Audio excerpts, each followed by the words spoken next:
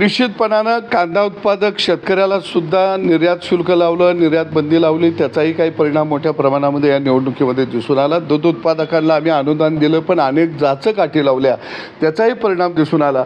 निश्चितपणानं महायुतीतले जे आम्ही घटक पक्ष आहोत, जे आमची व्यापक बैठक होईल त्याच्यामध्ये आम्ही निश्चितपणानं शेतकऱ्यांच्या प्रश्नावरती, शेतमजुरांच्या प्रश्नावरती, 12 बलुतेदारांच्या प्रश्नावरती, आलोतेदारांच्या प्रश्नावरती सुद्धा आम्ही आमच्या भूमिका तिथं ठाम मांडणार आहोत. मी एक गोष्ट आपल्या समोर स्पष्ट करतो की आठवले साहेब एक वाक्य वापरायचे की आम्ही निवडून येऊ शकत नाही पण आम्ही पाडू शकतो. आणि म्हणून त्या काळात पाडणाऱ्या माणसांना जवळ घेतलं गेलं भारतीय जनता पक्षानं. शेतकरी चळवळीतले नेते आम्ही शिवार फुलवू शकतो, खळ्यावर धान्याची राज उभा करू शकतो, पण आम्ही धान्य भरू शकत नाही. आमच्याकडे पोती नाहीत, ती पोती भारतीय जनता पक्षाकडून. आणि म्हणून मी भारतीय जनता पक्षाला विनंती करेन की आम्ही असंतोष निर्माण करणारी माणसं आहोत, या माणसांना खऱ्या अर्थानं सन्मान द्या, एवढीच आमची अपेक्षा आणि भूमिका. ह्याच्यापेक्षा आमचं मागणं काही नाही आहे. मगाशी मी म्हटलं की आम्ही प्रस्थापितांच्या विरोधामध्ये अनेक वर्ष झालं आम्ही लढत आलेलो आहोत. गावगाडा हा वाड्यांच्या विरोधामध्ये अनेक वर्ष लढत आलेलो आहोत. आम्ही कुणाला पाडायसाठी, कुणाला जिरवायसाठी राजकारणामध्ये आलो नाही. आम्ही आलेलो आहे वाडं उद्ध्वस्त करण्यासाठी, आम्ही आलेलो आहे प्रस्थापितांना गाडण्यासाठी. आणि म्हणून निश्चितपणानं की आम्ही काही पक्ष, घटक पक्ष हे भारतीय जनता पक्षाबरोबर आहेत, काही घटक पक्ष हे एकनाथ शिंदे साहेबांच्या शिवसेनेबरोबर आहेत, काही घटक पक्ष अजितदादांच्या बरोबरही आहेत. आणि निश्चितपणानं आमचे घटक पक्षाचे नेते माधव जानकर आहेत, इकडं आदरणीय रामदासजी आठवले साहेब आहेत, आणि आम्ही भारतीय जनता पक्षाबरोबर आहोत.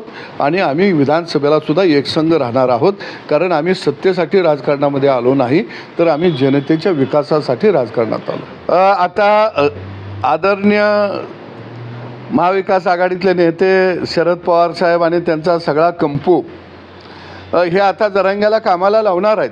कारण आता विधानसभेचा पहिला टप्पा झाला, आपलं लोकसभेचा पहिला टप्पा झाला. आता ते जरांग्याला म्हणणार आहेत आता दुसऱ्या टप्पा गड्या आला या, आता दुसऱ्या टप्प्याच्या कामाला तू लागला पाहिजे. त्यामुळं त्यांचं आता दुसऱ्या टप्प्याचं विधानसभेपर्यंत आंदोलन चालणार. परंतु मी सांगतो की 10% आरक्षण हे पवारच देऊ शकले नाही, ते महायुतीनं दिलेलं आहे. आणि ओबीसीच्या आरक्षणाला धक्का न लावता खऱ्या अर्थानं महायुतीनं एक ऐतिहासिक निर्णय घेतलेला आहे. पण जरांग्यांचा वापर हे शरद पवार खऱ्या अर्थानं राजकारणासाठी करत आहेत, हे आता स्पष्ट झालेलं आहे.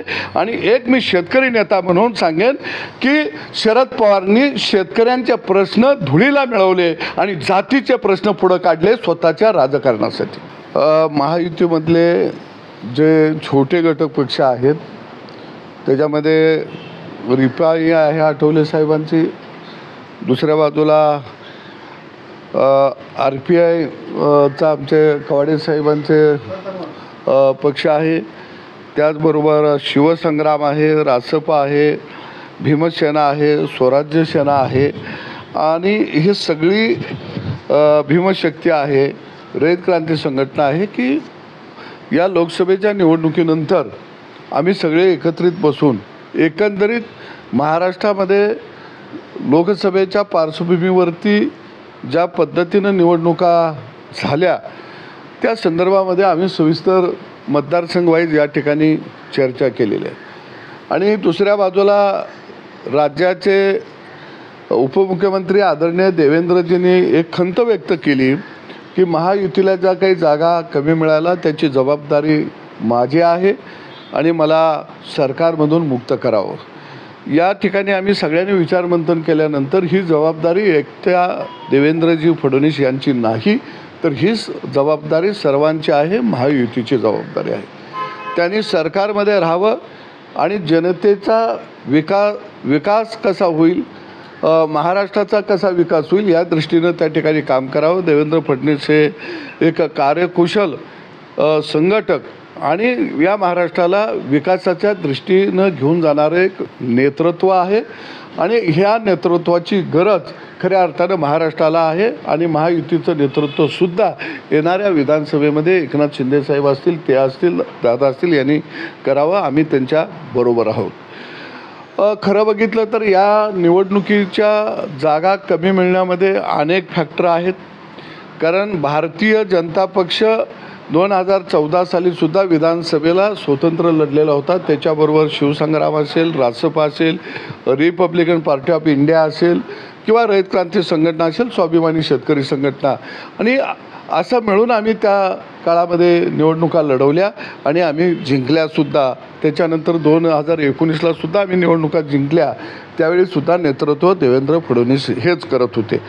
परंतु यावेळच्या निवडणुकीकडे बघितलं तर जनतेच्या मनामध्ये अनेक प्रकारे शंका होत्या. जनतेच्या मनामध्ये खऱ्या अर्थानं दूषित वातावरण निर्माण करण्याचं काम हे महाविकास आघाडीनं या महाराष्ट्रामध्ये केलेलं होतं. आणि एक जनतेची भावना अशी निर्माण झाली की भारतीय जनता पक्ष आणि महायुतीतले घटक पक्ष हे विस्थापितांची बाजू घेऊन लढणारे पक्ष आहेत. परंतु यावेळी मात्र असं चित्र रंगवलं गेलं की भारतीय जनता पक्ष आणि घटक पक्ष हे जरी महायुतीबरोबर असले तर भारतीय जनता पक्ष हा प्रस्थापितांना घेऊन लढत आहे, अशी एक भावना तयार केली गेली. आणि खऱ्या अर्थानं आमचा चेहरा होता वाडा विरुद्ध गावगाडा. पण या निवडणुकीमध्ये जनतेच्या मनामध्ये एक भावना अशी तयार झाली की वाडे महायुतीच्या बाजूला आहे आणि त्यामुळं गावगाडे बाजूला झाले. हेही एक चित्र खऱ्या अर्थानं झालं. त्याच्यामध्ये शेतकऱ्यांच्या कांद्याचा प्रश्न होता, दुधाचा प्रश्न होता, संविधानाचा प्रश्न होता. संविधान खऱ्या अर्थानं धोक्यात येईल असा प्रचार मोठ्या प्रमाणामध्ये केला गेला.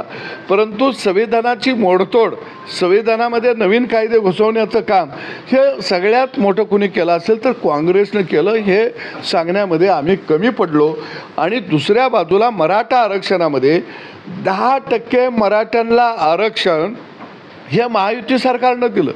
परंतु हे दिलेलं आरक्षण पोरखं राहिलं, त्याला बाप नव्हता.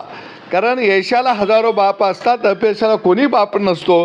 परंतु मराठा आरक्षणाला बाप आम्हाला होता आलं नाही. लोकांच्या समोर तेवढ्या ताकदीनं आम्ही खऱ्या अर्थानं मराठा आरक्षण मांडू शकलो नाही. आणि पवार साहेबांनी तर 60 वर्षामध्ये मराठ्यांना चुनाच लावायचं काम केलं. पण चुना लावणारा माणूस यावेळी यशस्वी झाला, ही गोष्ट निश्चितपणानं नाकारून चालणार नाही.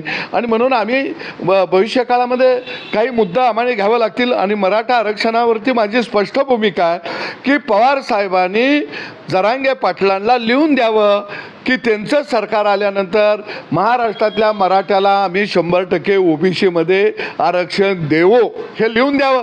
ते लिहून देऊ शकत नाहीत. परंतु जरांगे फॅक्टरचा सुद्धा तोटा महायुतीला निश्चितपणानं झाला. आणि पवारांनी कूटनीती या निवडणुकीमध्ये मोठ्या प्रमाणामध्ये वापरली, ते यशस्वी झाले. आणि निश्चितपणानं याचा सगळ्यांचा विचार मंथन निश्चितपणानं आम्ही करू. आणि विधानसभेला आम्ही एकनाथ शिंदे साहेब आणि देवेंद्र फडणवीस यांच्या नेतृत्वाखालीच जाऊ. आणि ही महायुती भक्कम आहे. निश्चितपणानं जनतेच्या मनातला ज्या काही भावना आहेत त्या भावना आम्ही समजावून घेऊन काम करत राहू.